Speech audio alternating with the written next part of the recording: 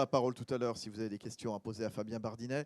Serge Dessay, alors on va être plutôt sur l'aspect avec vous RSE également, donc qu'on aborde régulièrement au travers notamment de ces différentes lettres du mot héros, notamment le H. Vous êtes vice-président du club ETI de la Nouvelle-Aquitaine, vous êtes fondateur de Au Travail. C'est un groupement d'entreprises adaptées qui permet depuis plus de 20 ans à des professionnels justement reconnus, travailleurs handicapés, d'exercer une activité professionnelle. Donnez-nous un ou deux exemples de ce que vous faites. D'abord, ça fait 30 ans, ça c'est le premier point. Ça fait 30 ans qu'on existe, donc j'ai fondé cette entreprise en 1992. Donc c'est une entreprise qui est née sur le bassin d'Arcachon et maintenant nous sommes installés sur tout le grand sud-ouest, sud-est et nous faisons travailler près de 900 personnes, dont 80% sont reconnus travailleurs handicapés. Ça va de simples salariés lambda à des ingénieurs, des anciens pilotes d'avion, puisque j'ai créé une boîte qui s'appelle Innov, qui fait des drones, et ce sont tous des anciens militaires de haut niveau, pilotes d'avion, qui ont eu des accidents pendant leur période, je dirais, lors de leur service. Leur service. 89, donc, première entreprise, passé de quelques salariés. Aujourd'hui, combien de salariés? 800 salariés. Et ça ne cesse de grossir. Et depuis vendredi, on a intégré une nouvelle structure de 682 salariés. Ah bah oui. Donc on est passé presque x2. voilà, presque x2 depuis vendredi. Voilà, sans oublier un vignoble. Alors, je voudrais quand sans même oublier un vignoble aussi. Voilà, voilà, on est en train, on vient de racheter un vignoble, pas à Bordeaux, à Cahors, où on veut. Alors moi, je voudrais signaler que nous sommes la première entreprise en France agréée Écossaire, c'est-à-dire que c'était notre bataille. C'est quoi Écossaire? Écossaire, c'est une labellisation écologique où effectivement toute la partie décarbonée et toute la partie, je dirais, écologique est intégrée dans un système d'audit tous les ans. Ouais. Et où nous avons, par exemple, fait passer notre parc de voitures, de véhicules qui étaient 100% thermiques. Actuellement, où nous sommes à environ, sur 251 véhicules, on a 41 véhicules électriques. On a été les premiers à monter, grâce à EDF, les premières stations de smart charging. Actuellement, nous en avons 4.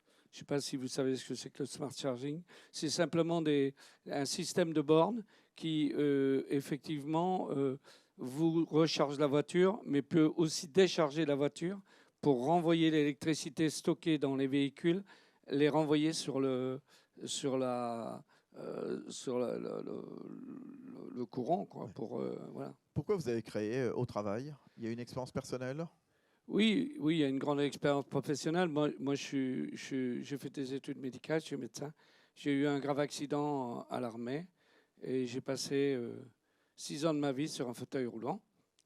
Et à la suite de ça, j'ai dirigé des centres de rééducation où on travaillait très bien pour, réparer les gens, parce qu'en France, on est très doués. Les centres de rééducation font un boulot absolument extraordinaire. Et j'avais plein de copains. À ce moment-là, j'étais sur Toulouse et j'ai plein de copains chefs d'entreprise et j'arrêtais pas de les booster pour qu'ils embauchent des personnes handicapées. Puis un jour, il y a un ami qui m'a dit « Mais de toute façon, tu es bien français, tu gueules tout le temps, mais tu fais rien pour que ça change. » Donc ça m'a vraiment déplu. Et donc j'ai créé complètement de façon, je dirais presque spontanée, une première entreprise sur le bassin d'Arcachon, parce que je trouvais qu'il y avait des belles villas et qu'on pouvait les entretenir. On a commencé comme ça. Et maintenant, on est une entreprise avec plein d'activités très différentes qui va jusqu'à de la haute technologie. Ouais. Voilà. C'est une entreprise qui a été créée ex nihilo, quelque part, pour accueillir, faire travailler des personnes en situation de handicap. Mais pour toutes les autres entreprises, les PME, les ETI, qui se disent, ben voilà, si je dois accueillir un travailleur handicapé, si j'ai besoin, si je recrute un homme ou une femme dont je pense qu'il sera le meilleur sur le poste, mais c'est une personne handicapée, comment l'accueillir justement dans une structure, dans une entreprise? Beaucoup de chefs d'entreprise sont un petit peu, comment dire, inquiets de savoir, voilà, est-ce qu'il va falloir que je fasse du matériel adapté, comment je vais parler à mes clients, comment je vais parler à mes collègues. Qu'est-ce que vous leur dites? Vous savez, je crois qu'on a une fausse idée du handicap dans notre pays. Il faut savoir que 80% du handicap ne se voit pas. Ah bon? 80%. 80%. Il y a 12 millions de personnes reconnues handicapées en France. Et vous avez sans doute ici, il y a des gens peut-être qui sont handicapés. En tout cas, moi, je le suis. Hein.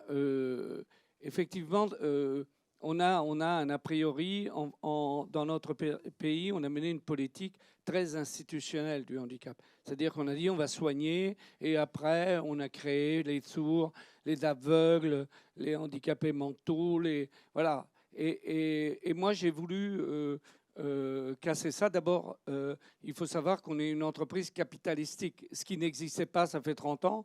J'étais un sale patron qui allait profiter des handicapés et qui allait gagner du fric avec des handicapés. Donc ça, c'était la mentalité, ça fait 30 ans. Alors, ça a un petit peu évolué, mais franchement, accueillir dans une entreprise une personne handicapée, ce n'est pas un problème. C'est le problème qu'on se fixe nous-mêmes. Une personne handicapée a exactement la même valeur, les mêmes défauts, mais les mêmes qualités. Donc, si vous voulez, en fin de compte, on peut, moi, au club des ETI, c'est les ETI qui sont venus me chercher, et parce qu'ils trouvaient extraordinaire. Il faut savoir que le club ETI en Aquitaine est le premier club en France qui a été créé. Maintenant, nous sommes environ 150 entreprises. Et quand le club ETI est venu me chercher, bien sûr, tout le monde s'est interrogé, m'a posé la même question que la vôtre en me disant « Mais comment on fait pour…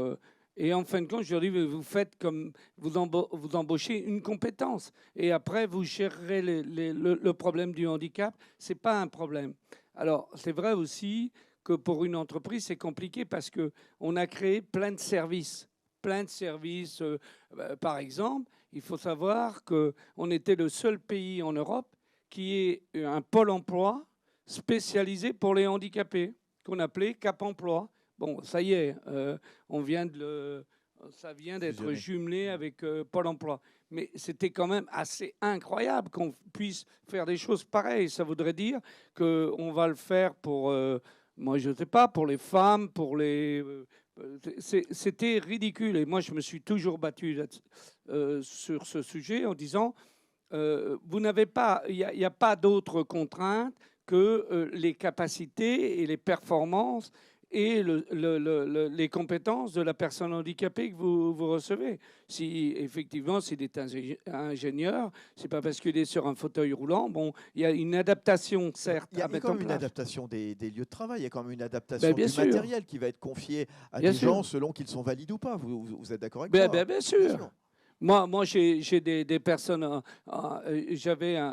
j'ai dans mes équipes un responsable qui est sur un fauteuil et qui va chez les clients faire des devis.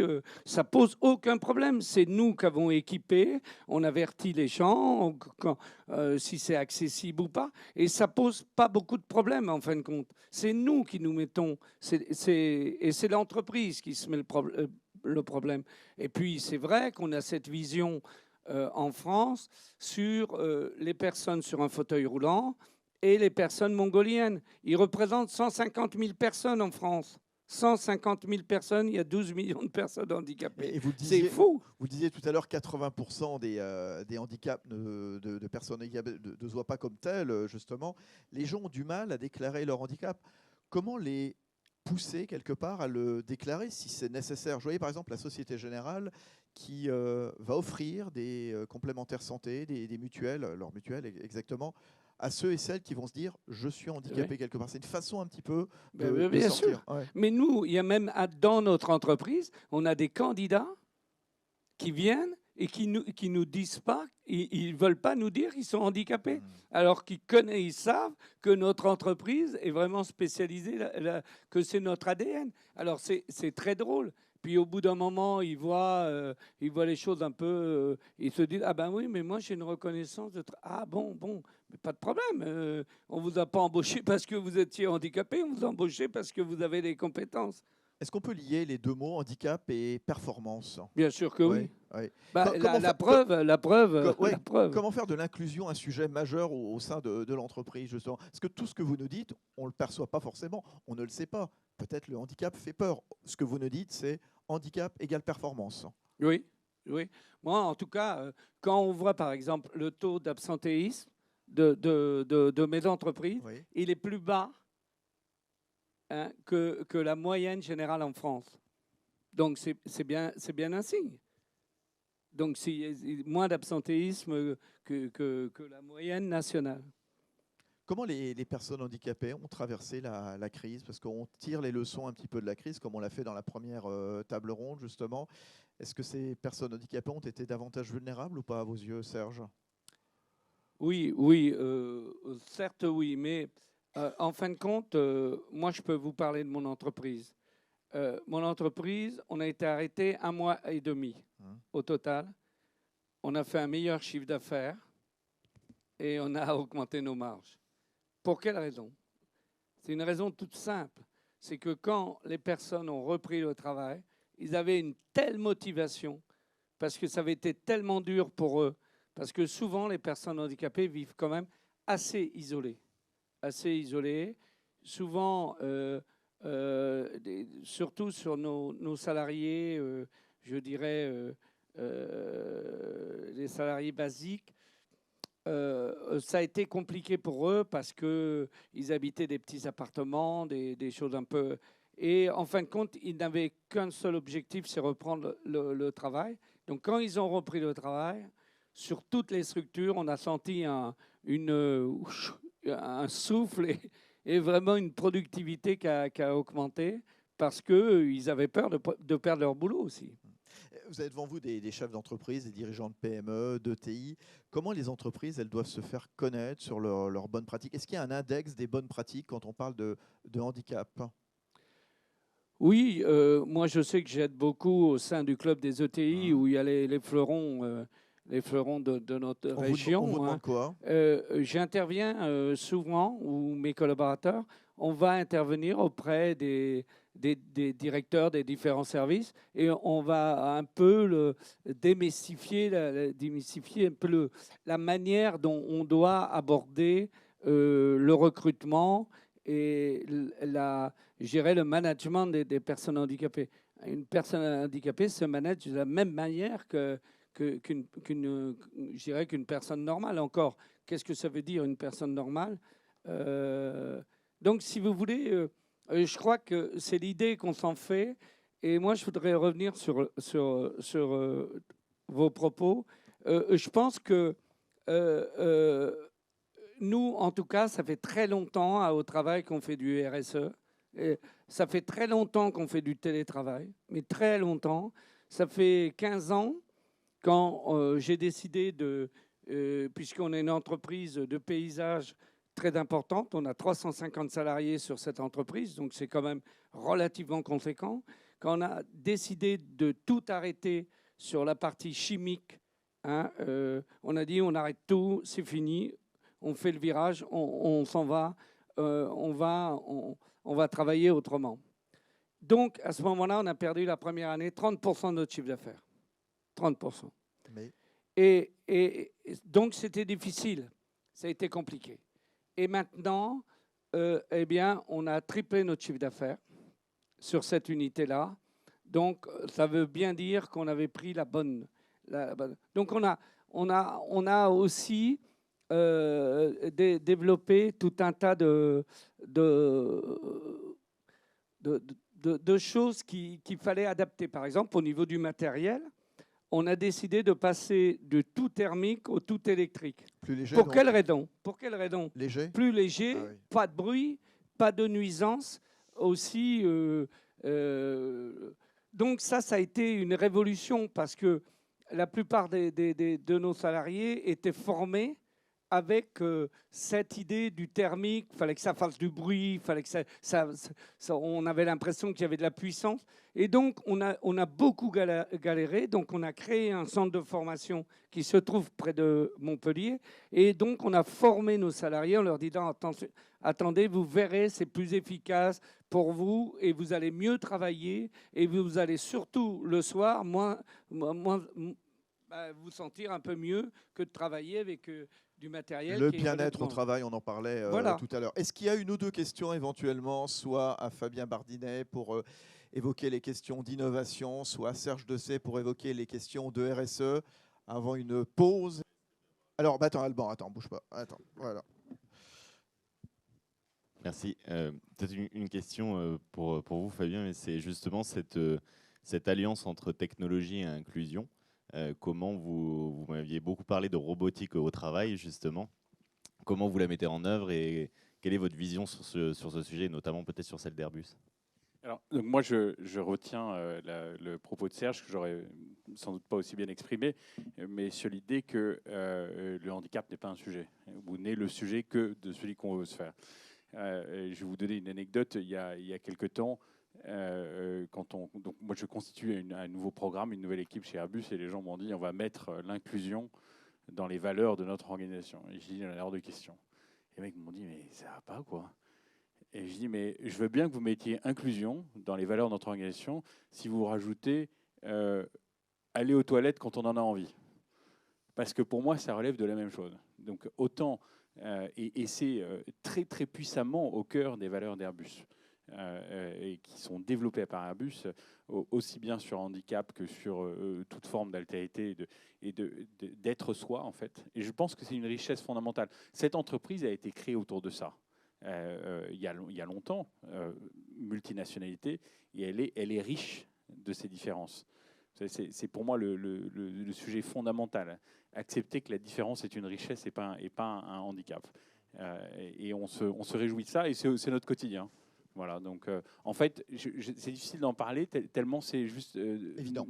Voilà, c'est notre quotidien, c'est comme ça, et on est heureux avec ça. Allez, un mot, Serge Dessay. Vous pourrez d'ailleurs tout à l'heure, pendant la pause, pendant la demi-heure, retrouver Fabien Bardinet, Serge Dessay, pour échanger avec eux autour d'un bon café ou d'un délicieux jus d'orange. Allez-y, Serge. Moi, j'espère qu'il y a beaucoup de chefs d'entreprise qui vont venir me voir et qui vont me dire et qui vont embaucher dès demain, dès après-demain, des personnes handicapées. N'hésitez absolument pas. N'hésitez surtout pas. Vous faites une et vous verrez absolument pas la différence. Merci à vous. Merci Serge Dessay. Merci Fabien Bardinet.